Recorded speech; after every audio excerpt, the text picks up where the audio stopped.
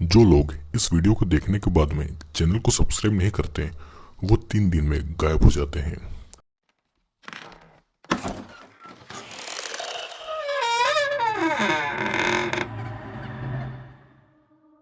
दोस्तों, हमारी आज की इस मूवी का नाम है डार्क रील। ये 2008 में रिलीज हुई थी और ये एक बहुत ही ज़्यादा स्लेशर मूवी है।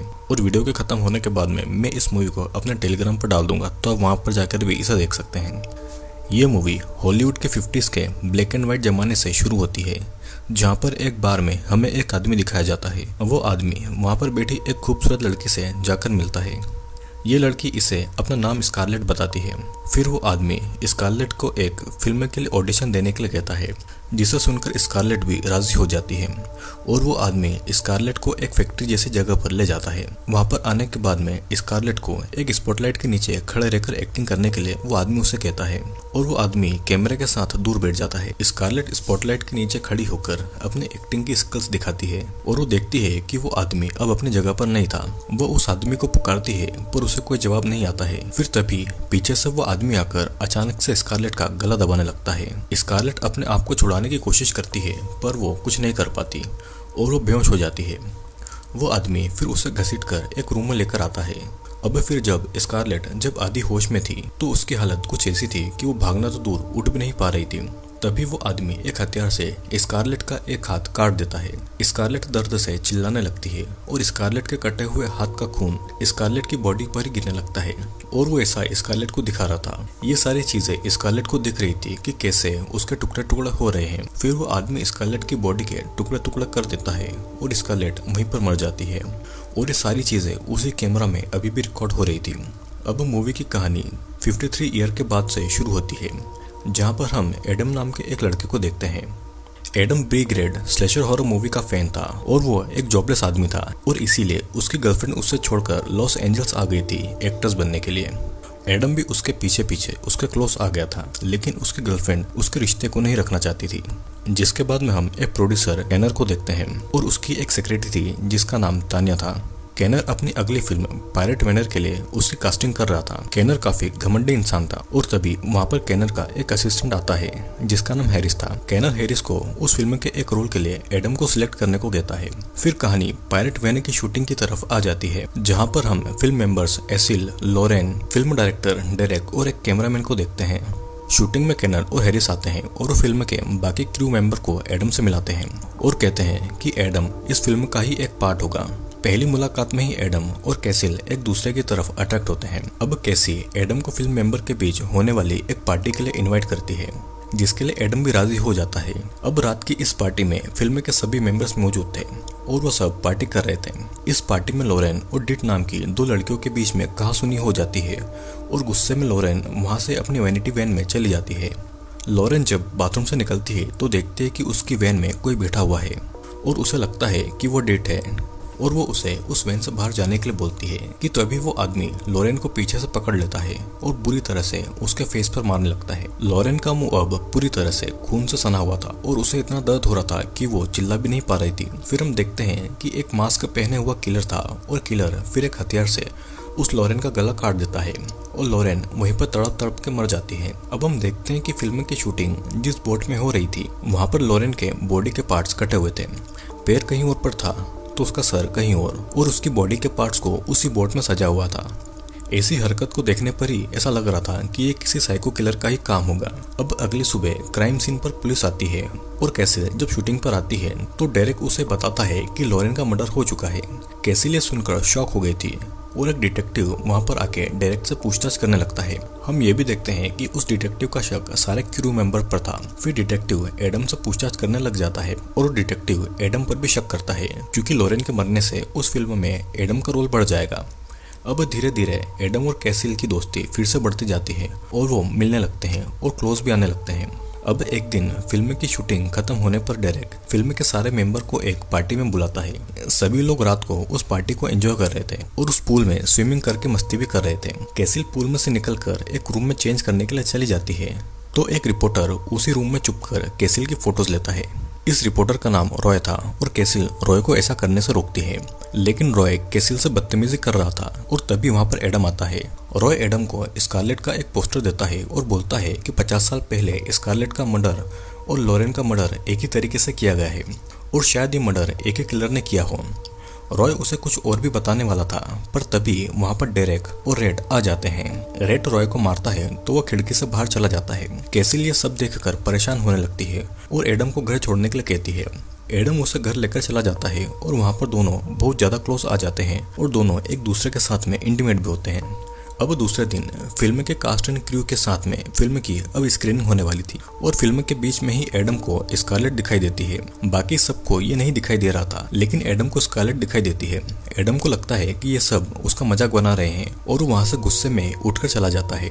नेक्स्ट सीन अब डेट के घर की तरफ शिफ्ट करता है और डेट स्विमिंग करने जा रही थी। तभी वहाँ पर डेरेक आता है, वो दोनों बातें करते हैं और फिर डेरेक डेट के लिए ड्रिंक बनाने के लिए किचन में चला जाता है और साथ ही साथ वो हेडफोन में फुल वॉल्यूम करके म्यूजिक सुन रहा था। डेट जब उस पूल से निकलती है तो तभी वहाँ पर किसी का फोन आता है और उस फोन पर कोई नहीं था। जब वो पीछे देखती है तो वहाँ पर किलर आ जाता है और डेट को पकड़कर वो मारने लगता है। डेड भी उस किलर को मारकर भाग रही थी तो किलर उसे एक चीज से सर पर मार देता है और असल में वो लॉरेन का सर था, जिसे देखकर डेड घबरा जाती है और किलर एक तलवार लेकर डेड के पेट में घुसा देता है और उसे ऊपर की तरफ फाड़ देता है, जिससे कि डेड पूल में ही गिरकर वहीं पर मर जाती है। डेरेक जब वापस ड्रिंक लेकर आता है तो वो पूल पर डेड की लाश देखकर बहुत रोने लगता है और वो खुद को ही दोषी मान रहा था क्योंकि वो फुल वॉल्यूम करके म्यूजिक सुन रहा था, जिसकी वजह से उसे डेड की आवाज नहीं आ पाई।